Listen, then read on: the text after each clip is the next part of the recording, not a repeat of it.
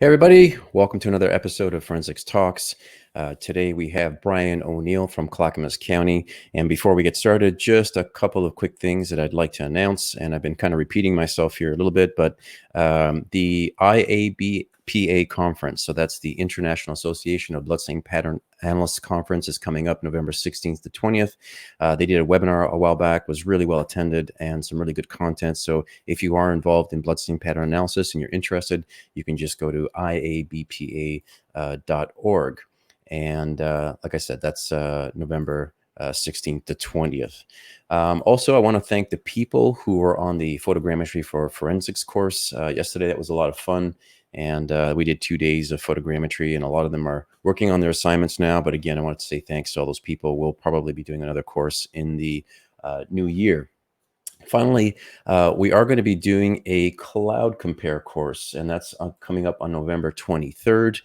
So if you are working with 3D and you're doing anything with photogrammetry, laser scanning, or whatever, and you're interested in Cloud Compare, which is a free open source piece of software, really fantastic, does amazing things. Just look for more information here. I haven't posted all the details, but just some initial things going up there. I'll also be posting some things up on LinkedIn in the near future. All right, so today, like I said, we have Bryon O'Neil, who's a deputy with the Clackamas County Sheriff's Office in Clackamas, Oregon, and he's been doing that since about 2006. Bryon has a bachelor's degree in criminal justice and MBA in marketing. So I'm going to ask him about the marketing thing for sure. And both are from the University of Portland. He's a certified crash reconstructionist, and he's been doing that since about 2010. He's investigated more than 280 crashes, with over 100 of those being fatal. He's the lead reconstructionist for the Clackamas County Crime Reconstruction and Forensic Technician team. It's the CRAFT team, and I'll be asking him about that particular team there. And part of his role is documentation. He uses laser scanners, drones, photogrammetry. He's using, software that's dedicated to collision investigation. But a lot of what he's doing also is on, other types of incidents like stabbings, shooting cases. He's been involved with active shooter cases as well. He's currently the president of the IAFSM, that's the International Association of Forensic and Security Metrology. It's an association that's somewhat dear to me. And he's presented at numerous conferences throughout, talking about 3D technologies, documentation. And he's also an armor officer with the U.S. Army Reserves. And he's got a bit of history there, too. He's been doing it for quite some time. So on that note, I'm going to bring Bryon in. Bryon, there you are. Welcome, and thank you for being here. Hey, yeah, good to be here. Yeah, great. Thanks a lot. So full disclosure for everybody. So Bryon and I have known each other for some time, so it's not like a new thing, whatever. Actually, we met at the was a PPI group conference, November 19, 2014. Right? That's right. Yep. And you spoke. I did. You talking about laser scanner and documentation on crash scenes, and we did it in two places. I think, right? We did Portland and Seattle. Yep. That's right. We did both. So, and was it around that time when you first started with the 3D stuff or whatever, like the laser scanner? Yeah. So at the point that I spoke, I'd been laser scanning for all of about 6 months, if my math is correct, maybe 5. We got our scanner around April of that year, and so basically, that first talk that I did was, hey, here's all the stuff I've messed up trying to figure this out, and sort of what I've figured out. And so, I was kind of nervous that first time talking because I wasn't sure why would people want to listen to me. And I've only been doing this for like 5-6 months, so I think it worked out well. I think so. Yeah, it was a fun time. Was a good little team and group of presenters then. Yeah, it was. I want to go back and ask you about how you first got into law enforcement and that sort of thing. Like, was it something you always wanted to do? Was it, And then I'm going to ask you about the MBA. Where did the MBA come in? That's different. Yeah. So law enforcement. So I actually went to school for engineering. I went to the University of Portland. Wanted to be an engineer pretty much since high school, all through high school. Got into it and just, to say I struggled, I guess, would be a little bit light, because I basically failed out of engineering. And so I had taken a job working as a campus public safety officer. And at the time, I just started thinking about what is it that I really like to do. And it was just, I loved going into work every day. I loved helping people. And so that's when I switched over to criminal justice, and finished my degree. I went on active duty with the Army for 4 years. I lived in Germany for 3 years, and then New York for a year. And then from there, I intended to get out and become a police officer. Well, about the time that I got out of the Army was right when everyone was hitting their hiring freezes. And so there was no police jobs available. So I ended up back at the University of Portland teaching for the ROTC unit there. Okay. And so then after doing that for 4 years or so, I started working on my master's degree. And then I ended up getting hired by the Clackamas County Sheriff's Office.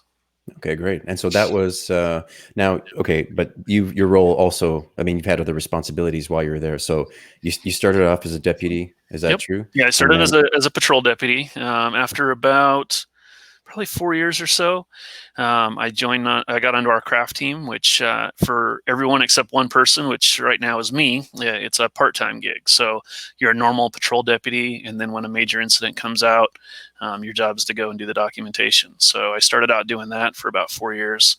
Okay. And then the full-time position came open, and so I stepped in, and it ended up, I think I came over mid-February of 2014, so just before we got the scanner.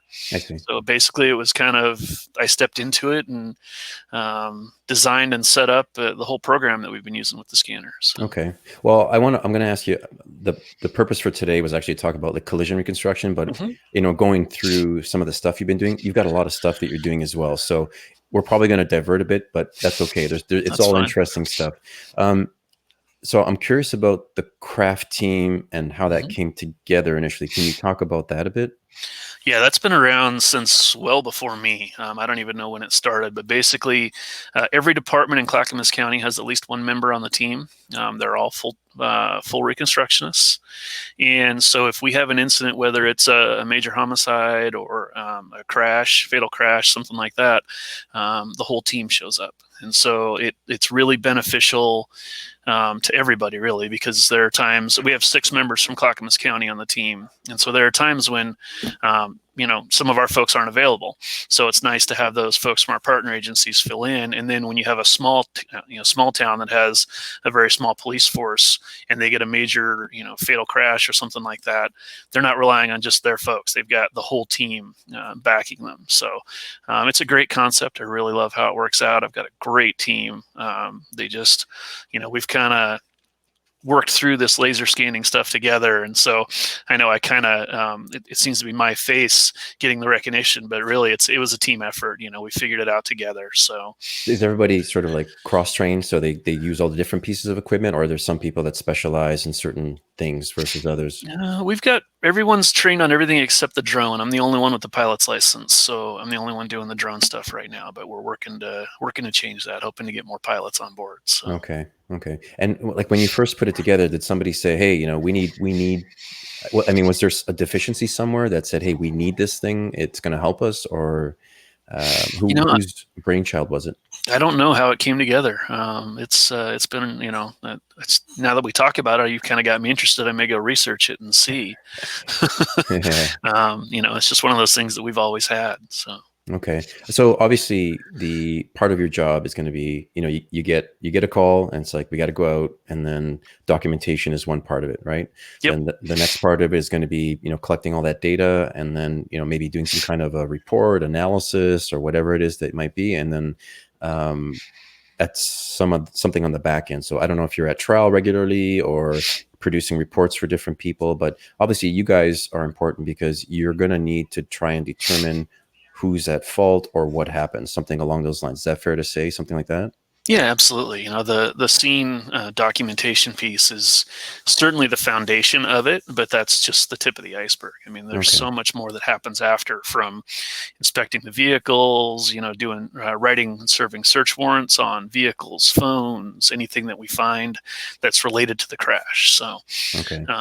and then we also have, so with our department too, the other thing that we do is my team handles all the physical, like the cars and all that sort of stuff. Hmm. And then we have another team that actually does the interviewing of all the people. So basically I do the stuff and they do the people. And so we've got, that works together too, which makes it really nice because I can focus on the physics of it and that sort of stuff, and let someone else look at the people and how they relate to and then we kind of work together to figure out what happened in the crash. Okay. So so let's start with the documentation then. So what are Mm-hmm. the main tools that you're currently using today? You kind of mentioned them, but I just curious. Yeah, so we have a Faro laser scanner. We have the old X series, the X330, and then we're also incorporating a drone, and that's, I say new. I've been doing it for about 1.5 years now, but given the weather that we have in Oregon, and the fact that we're a pretty rural county for the most part. I mean, we border on Portland, so we have a lot of urban area too, but it seems most of our crashes have a lot of trees involved, and so that can kind of hinder the collection with the drones. So Hmm. what I really like doing is and that's what I'm working to kind of clean up my processes for merging the drone data with the laser scanner data. So um, you laser scan those areas, like the cars themselves, and the gouge marks and things, that skid marks, things that are on the ground, and then you use the drone to get sort of that overall view, so that when I later I'm working on say an animation, I've got the whole roadway, and with the drone I can do it a lot faster. So merging the two, I think, really helps kind of put those packages together and plays to the strengths of both. With the drone, you've got the speed, the ability to collect a large area in a pretty quick amount of time, Hmm. and then the laser scanner gives you that higher, sort of clarity and better accuracy for measurements. Right. So, in terms of the software, what are you using for? Actually, no, let me back up. There's one more Mm-hmm. thing I want to say, and that had to do with the crash data retrieval type Oh stuff. yes, yep. Are you guys trained in that? You're Yep, doing we that do as that. In well? fact, the green box over my shoulder is one of the pieces of equipment for that. So I Okay, I just got you. just got done setting up as the newest module. I just got done setting it up to my computer. So, Okay. but yeah, we do the CDR stuff. What else? Obviously, we've got we use a Vericom for doing skid tests, Okay. which is always kind of fun. Just kind of freaks people out. There was just a crash at a place. We get done cleaning it up, and then we drive a car through, hit the brakes, and skid again. And it usually brings people back out of their houses to see what's going on. So. Yeah, for sure. Um, so, uh, I mean, you've got all these tools now, but how were you doing it before? Like, did you Yeah, start on different equipment before? did. Yeah, we started out with the total station when I first started with the team. Of course, in the reconstruction training, we train using the tape measures as well. Hmm. But we use the total station on crashes, and then when we were doing crime scenes, we were doing hand measurements. We would go through and either with a laser disto or just tape measures, measure a house and sketch and do the drawings by hand. So Okay. kind of quite different from how we do it now, where the drone does the majority of the work, and we just put the information together later. Yeah, sure. And then when you have to put it all together, Mhm. what kind of the different types of software that you're using to kind of, because if you got drone data, you got laser scanner data, Mhm. whatever else there might be, then what are all the different tools you're using from a software side? Yeah, so right now with the scanner, we're using Faro Scene and then Faro Zone 3D to put all that stuff together. And that's how I do all my diagramming and animations, and really all the majority of the work is done there. If I'm going to incorporate the drone data, I was using Pix4D pretty much exclusively to put that together to do the photogrammetry. And then I would have to take the point clouds from those two pieces of software, Scene and Pix4D, and put it in a cloud compare to merge them. I just found, and I've just kind of started playing with 3DF Zephyr, which I know you use in your class. And that I think is going to allow me to take Cloud Compare and Pix4D out of the mix and have just that one piece of software to register the pictures and make the point cloud, and then bring in my scene point cloud from the Faro and merge those together as well. So still playing with it, but I'm liking it so far. Okay, cool. What about on the like, for example, simulation side, or if you're doing anything that helps you with calculations, distances, calculating velocities, that sort of thing? Yeah, for simulations, I'll use HVE CSI for real basic simulations in the 2D. I don't do those a lot, but there are times when I just kind of really double check the work. But the majority of the stuff I use just figuring out the equations longhand. I do have Greg Russell is a crash reconstructionist. I don't know if you're familiar with him from Baltimore area, and he put together a bunch of Excel. Basically little macro enabled Excel spreadsheets where you're able to enter stuff. So a lot of times I bought his package, and I will just sort of use that to play with numbers to kind of, I wonder if this changes. It's how just kind of check sensitivities. Sure. But when it comes time to actually pick those speeds and put it in my report, the stuff I'm going to testify to, I'm doing all those equations longhand from, out of the book and writing them down, the whole thing. Yeah, sure. And so again, you got a report that you put together, and then what other kinds of outputs or deliverables do you provide with all that 3D stuff you're doing? So the photogrammetry, laser scanning. I mean, is there another package that goes along with the report? Yeah, so with the report, we always go with the 2D diagram, and it may seem a little archaic, but it's still one of the best things because it's easy, right? It goes right into the report. Anyone can look at it. When we get into a trial, we'll use the 3D, actually show that in court. We'll do fly-through videos, all that stuff. But in the end, there's always a 2D diagram up on the wall. And that gets in, it gets accepted. And then that's what all of, if we have any witnesses or anyone talking about, I was there, I was here, they're pointing at that 2D diagram. So I know some people have been asked, you think we'll ever get away from the 2D diagram? And I just don't think we will. I really think that it's just an integral part of what we do, and it's the easiest way to display things quickly. Yeah. I don't know anyone that has sort of gotten rid of the 2D drawing. I mean, it is a quick and dirty way to get somebody well acquainted with, the roadways and dimensions and things like that. So definitely.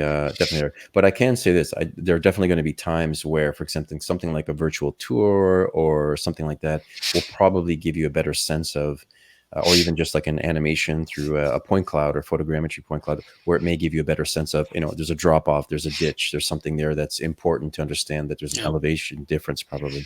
Yeah, absolutely. That shows it. And I'm still waiting. I just look over and my virtual reality goggles are sitting right there. I'm hoping to get that into court. I had a case that they were ready to use it, but then we ended up, the case went a different direction, and it wouldn't have added anything to it. So right.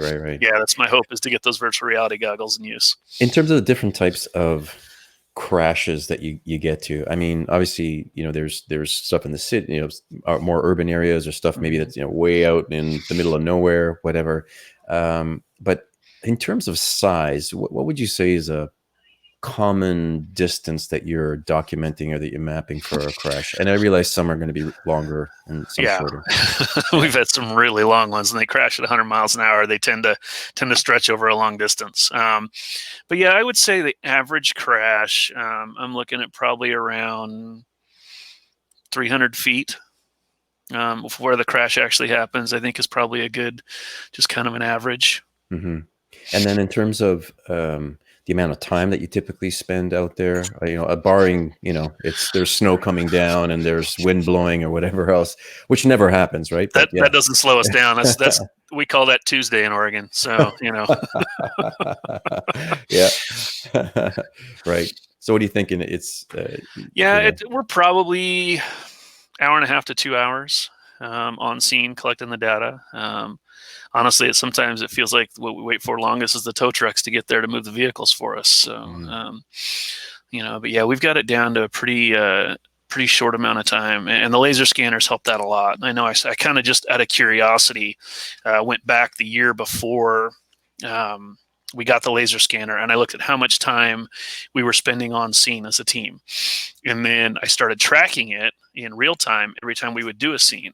And I found that we cut our time on scene doing the evidence collection about in half, just from having the laser scanner. So once we figured out how to use it, of course, but it was just, that's how much faster it was than the total station.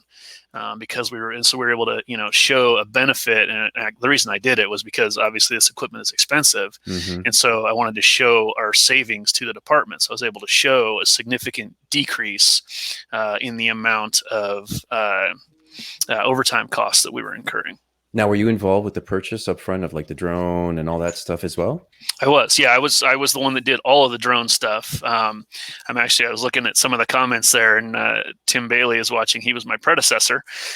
He's the one that set up and did all the research and got the purchase for the scanner. So by the time I came into the picture, it had already been chosen, what scanner it was going to be, and it had been ordered, and so I basically showed up and took delivery of it. So but where the drone came in, that was all me, and I actually did all the research for what was the start of the Sheriff's Office drone program as a whole, not just the one for craft. So I've got my drone, and then the Sheriff's Office now has other drones that they use for patrol and SWAT and that sort of thing. Okay. There's I noticed on you got a cool little Twitter thing here where actually you went out one time and you're showing people, how you're working with the drone and that sort of thing. And I don't know if that is just to help with letting people know what's going on, and that you're not spying on them with their drone or whatever. You're actually working on it. Yeah, that's part of it. I'm also one of our PIOs, so I fill in. When I was working on patrol, I worked graveyard my whole career, and so I was the PIO overnight. But now me and the main PIO work the same shifts, so I really only fill in whenever he's on vacation or something like that. But we have a lot of guys that are part-time PIOs, and we're always kind of looking for neat things to show people what we do.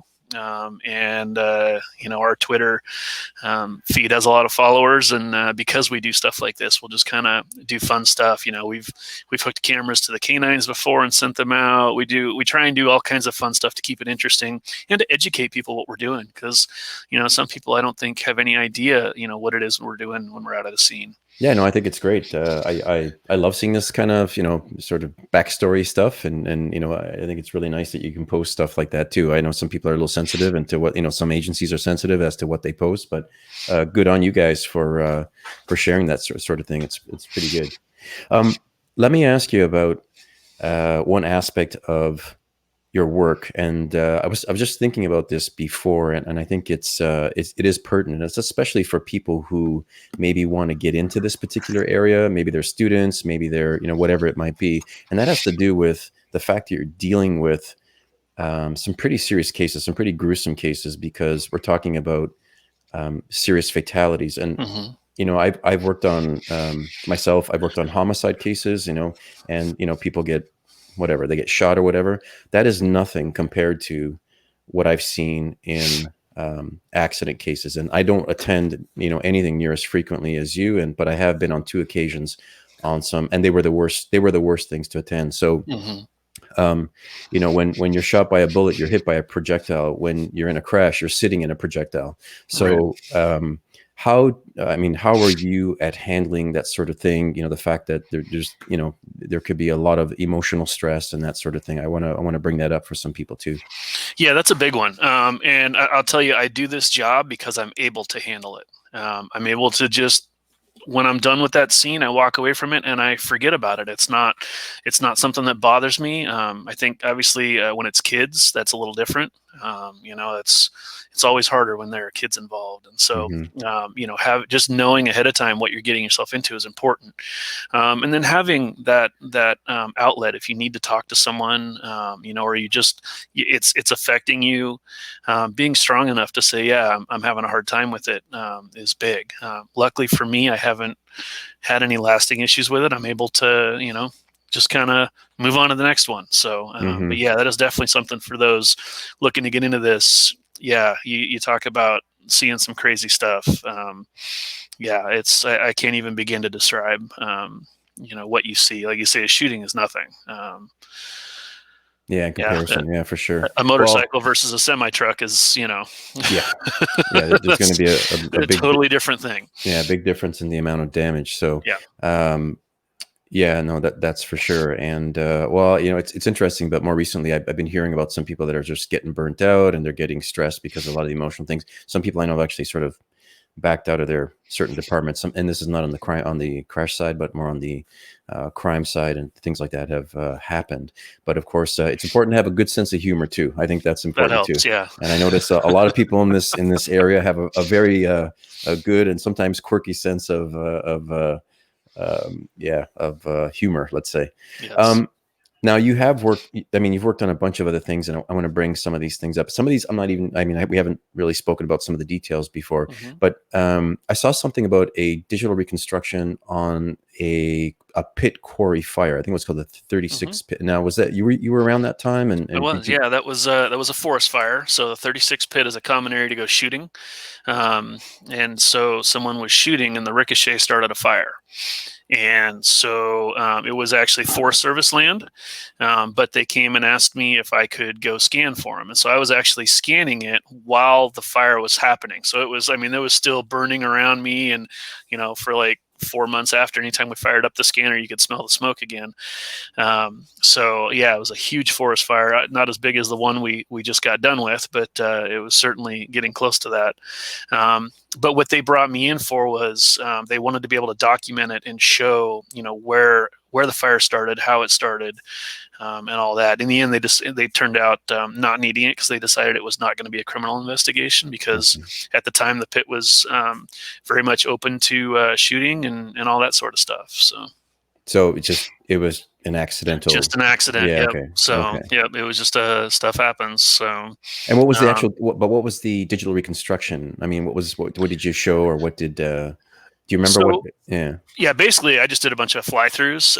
I'm not trained in fire investigation, but the fire investigators I showed it to were talking about. Oh, it's been a few years. I want to say backburn, and there were all these fire terms they were throwing out, and they were pointing. Oh, look, there's that, there's that, and it was entertaining for me because it was something I had no history with. But obviously, it was very very important to them, and their investigation had they needed to do it. And I'm thinking also about the active shooter cases. So you've been Hmm. involved on I can think a couple of those as well. Was one of them the?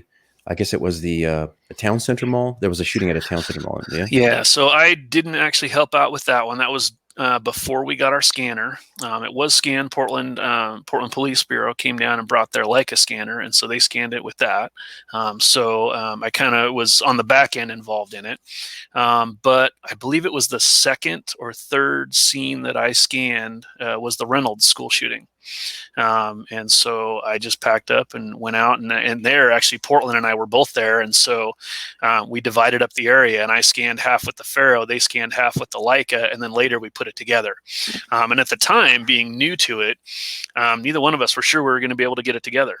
But we were just like, let's try this. Let's see if we can figure this out. And so we were able to make it go together, and so we were able to put the two sets of data together. And in fact, just to be fun, because Farah and Leica are kind of the main competitors. Our final scan, we made sure that I got his Leica in my scans and he got my Faro in his. So when they came together, they were both there in the Good move. scans. Yeah, great move. And then what was the other active shooter? So it wasn't an active shooter; it was Oh, a shootout. We did have the Umpqua Community College. I volunteered to go help out with that, but there were other scanners closer. But we had a major shooting happen, officer involved shooting, where over 100 rounds were fired between us and the suspect.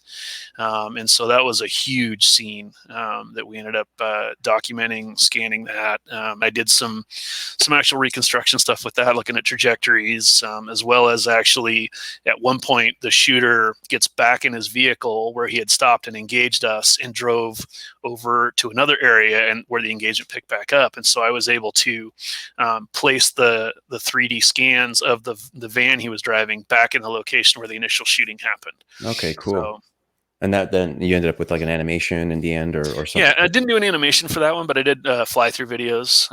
My DA's office really likes fly-through videos with stopping at certain points, and whatever you're looking at, then you get a nice picture that like our CSIs took, something with a nice high-quality camera, Hmm. to kind of show that back and forth. So Was they're it big was fans of that.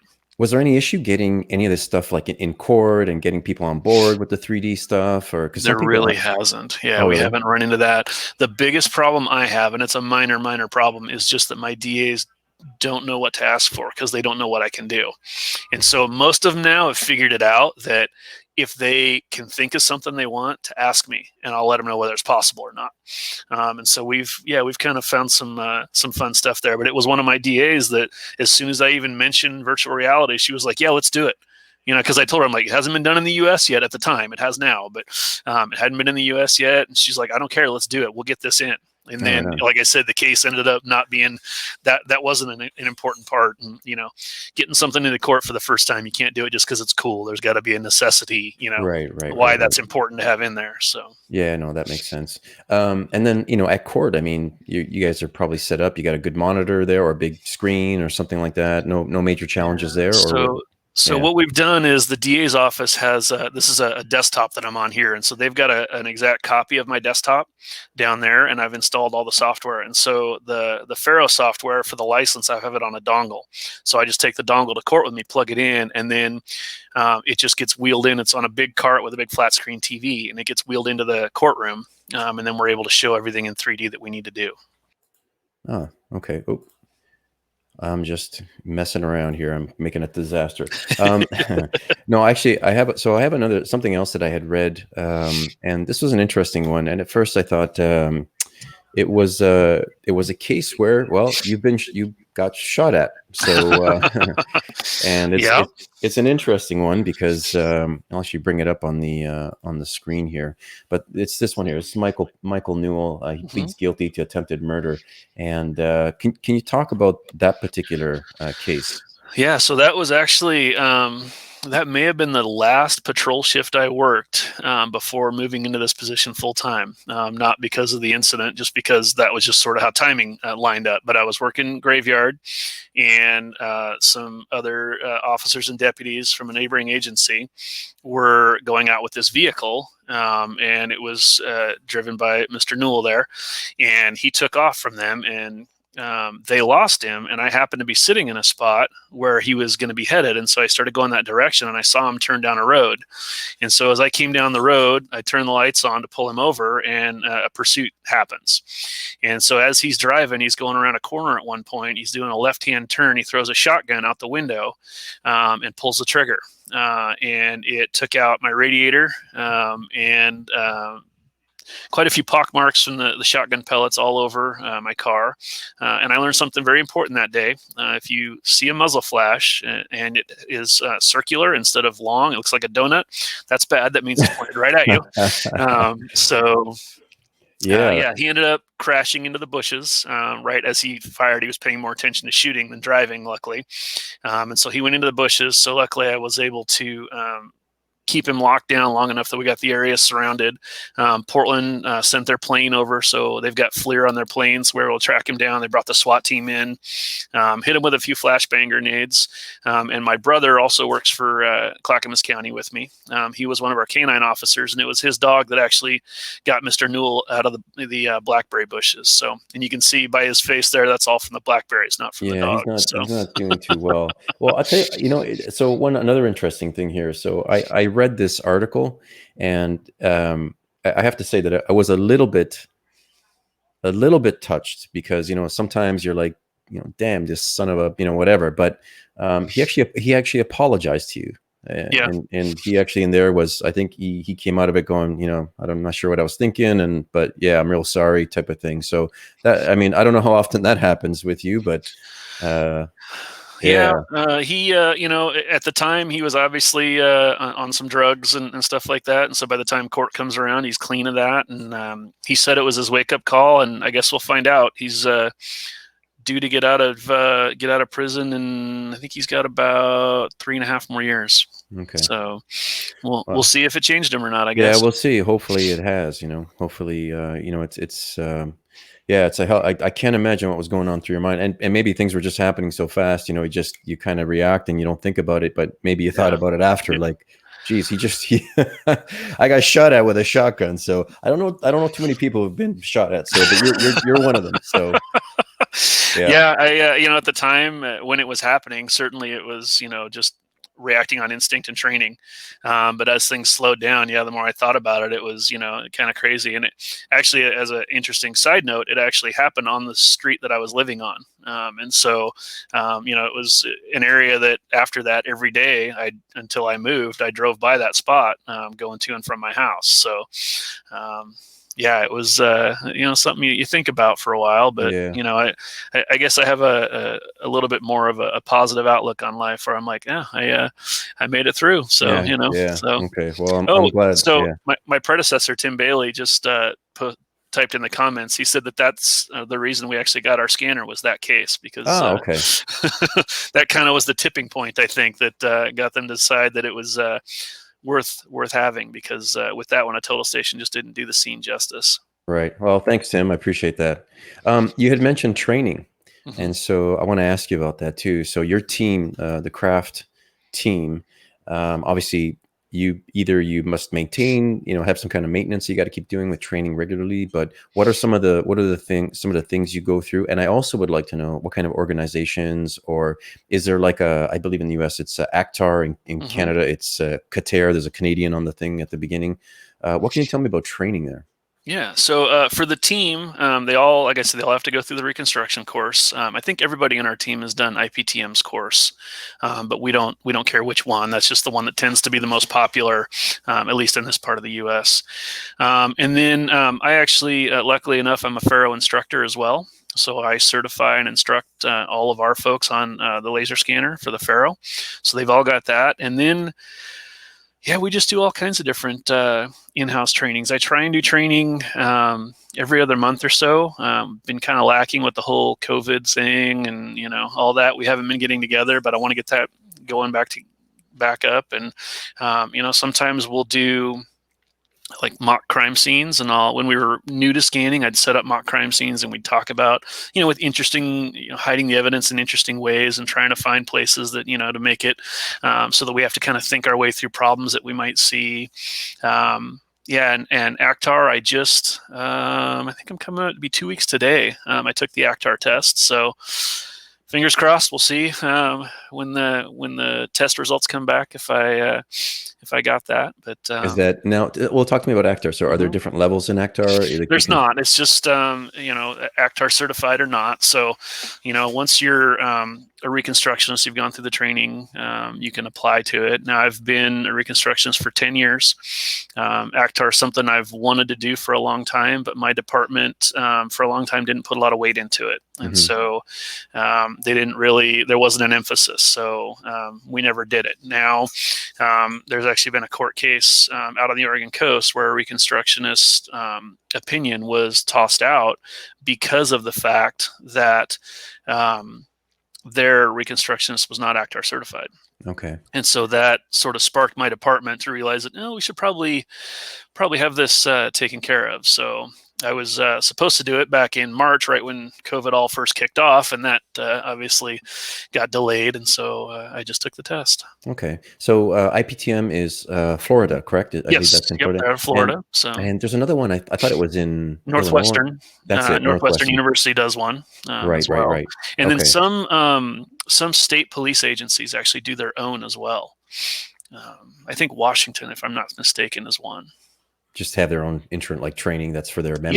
Yeah. So they kind of go through the and I would imagine their curriculum is going to be similar to either IPTM or Northwestern, but they've, for whatever reason, decided that they want to have their own curriculum. So okay. And then in terms of organizations, like, is there the Accident Reconstruction Network? What else is there? So I'm a part of Faro, which is Forensic Accident Reconstructionists of Oregon. Different from the Faro laser scanner, but and then IPTM, you mentioned I'm the president, And then, yeah, we're Accident Reconstruction Network. Sorry, IAFSM. RAFSM, not Gotcha. IPTM yet. The I thing, Yeah. And now, so I tell you what. Well, you mentioned IAFSM, so let's talk about it. For it was those that started by don't, a very distinguished person. I believe was the first president. yeah. Well, okay. Well, it's not the first president. Oh, you weren't Definitely, the first. I thought you were the first. there were definitely people well before me. But I'm just curious. With COVID and everything, I guess that's like everybody else. It's caused some problems with conferences and everything. But you just had a talk yesterday, was it? Yeah, yesterday we had a webinar, and that's something that we've like to do whenever we can. Little webinars, that just interesting cases that people have or topics. And so we actually had Joshua Cohen from I just blanked on the name of his Fat 3D Pencil. Fat Pencil. Thank you, Fat Pencil Studios. He's actually here in Portland. Does a lot of work on the civilian side, mostly in civil cases. But really doing some incredible stuff with animations. And so his talk yesterday was on what's the difference between an animation and a simulation, and what's the difference, not just what it is it in terms of its functionality, but how is it treated in court differently. Right. So it was really good. And for those watching with IAFSM, we record everything and it stays on the webpage under the member section. So if you're interested, we've got a lot of great talks up there. So if you're interested in any of that, you can become a member of IAFSM and get a chance to see this. I love the plug. Keep going as long as you like. I do what I can. Let me keep going. Yeah, no, I don't mind. We've you talked about conferences, and that's something that we're really struggling with. We normally have a conference every year, and our last one was in February in Nashville, just before this all it was just kind of starting, and it was pretty much we got home from the conference and everything kind of locked down. So we've been struggling with, how do we do another conference? When do we do another conference? And so we've decided we're going to do February, March of 2022 timeframe. And it's going to be a joint conference with ACER, which is the American Crime Scene Reconstructions, right? Yeah. Yeah. So Association. That's right. Association. I always think American. So too many acronyms out there. Yeah. So great conferences. I tell people all the time, I learn more in those 3-day conferences than I do in a lot of 1-week courses that I've taken. And so there's just great training, great networking. And so, yeah, you may not have been the first, but you were the first one that I saw. So I'm just trying to uphold the legacy that you started and make sure that this organization continues to be outstanding. Yeah, well, and myself, and there was other people there that, gave it a big push at that time. And I think that's what it is. We pushed really hard to kind of, get people together. But it was, hey, I'm glad it's still going. And it's always great when, there's a lot of good things going on, including that both you and I and others are involved with this establishing some best practices and things like that for laser scanning, which I'm hoping that we're going to be talking more about and getting some things out there. We have a question here just from Triple R Investigations. That's Ryan Ryder. Ryan is a regular here. He comes back regular. So thank you, Ryan. I know Ryan. Yep. He's IAFSM as well. Absolutely. So he's asking if you see any signs that 3D scanners can make it a little safer for law enforcement, or if there's anything there that you can see that may help out. Yeah, absolutely. I don't have any empirical data because luckily we never had anyone hurt on a scene because of, our documentation. But, it's absolutely safer when I can take a scanner, set it in the roadway. Even though we've got the roadway closed, there are some people that just think that those flares and cones blocking the roadway don't apply to them. Set that scanner up in the roadway, hit start, and then get out of the way and go stand in a safe place while it's documenting. So it absolutely makes them safer. I know I go back to that 36 pit fire too, because the fire location was up on a hillside. If you truly wanted to map that with a total station, you would have had to get a rod up there and a prism, most likely, to get that spot marked. Well, I never had to go anywhere up a cliff or anything like that. The laser scanner was able to pick it up. So yeah, there's a number of ways that it makes it safer for people. Yeah, no, that makes a lot of sense. So let me ask you about the future. You've obviously implemented the drone, and you got the laser scanner now. What do you see maybe coming, or what do you think might be next in terms of you know, either technology or software or whatever it might be, you know, that may help you going forward? I think it's going to be just and you know, I'm sure before laser scanners came out, somebody said this, that they can't think of anything new, right? But I can't imagine what they would think of to be new, but I think they're going to improve the products they have. So already laser scanning and drone is fast, but I see them making it faster and more accurate. And you know, I'm always hopeful of the day that instead of getting that phone call at 2 o'clock in the morning where I have to get up, get dressed, go out in the cold and document a scene, I'm able to just roll over, type in the coordinates into a box. It goes and scans it all for me, and then I go check the data out, and I still get my overtime. So you know, that's what I'm hoping for, but we'll see. That's right. Oh, it's all about the overtime. Yeah, I got you. I got you. Yeah, no kidding.